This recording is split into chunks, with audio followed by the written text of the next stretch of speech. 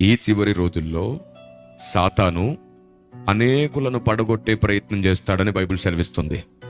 ఎవని మింగుదునా అని గర్జించు సింహం వలె వాడు తిరుగుతున్నాడని బైబిల్ సెలవిస్తుంది. ఈ సమయంలో ఇలాంటి భయంకరమైన పరిస్థితుల్లో ఎవరైనా ఏదో ఒక రూపంలో పడిపోతూనే ఉంటారు. అలా పడిపోతున్న వారందరినీ జాలిపడి లేపాలే గాని తిరిగి వారిని పడగొట్టేటట్లు మనం అధిక నీతిమంతులై మాట్లాడనే కూడదు. ఎందుకంటే ఒకడు ఒక విధముగా పడుతున్నాడని నువ్వు వాడిని నిందిస్తే నువ్వు ఇంకో విధముగా పడే అవకాశం కూడా ఉంటుంది. వాడు చేసిన తప్పు నువ్వు చేయకపోవచ్చు, కానీ దేవుడు చూడగలిగే తప్పులెన్నో మన జీవితాల్లో ఉన్నాయి. భక్తుడైన దావీదు అంటాడు, నా దోషములు నా తల వెంట్రుకలను మించి ఉన్నవి అంటాడు. కానీ బెత్షెబా భర్త విషయంలో దావీదు చేసిన మిస్టేక్ మళ్ళీ ఎప్పుడు చేయలేదంట దావీదు.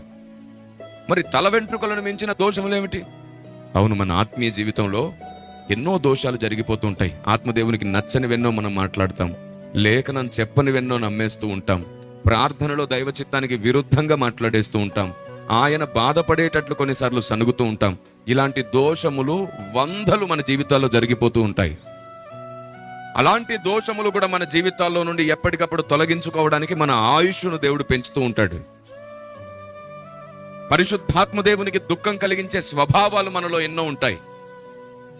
వాటన్నిటి నుండి మనల్ని శుభ్రపరచడానికి ఆత్మదేవుడు మనల్ని నడిపిస్తాడు, సరి అయిన ఆలోచన బోధిస్తాడు మనకి. Praise the lord.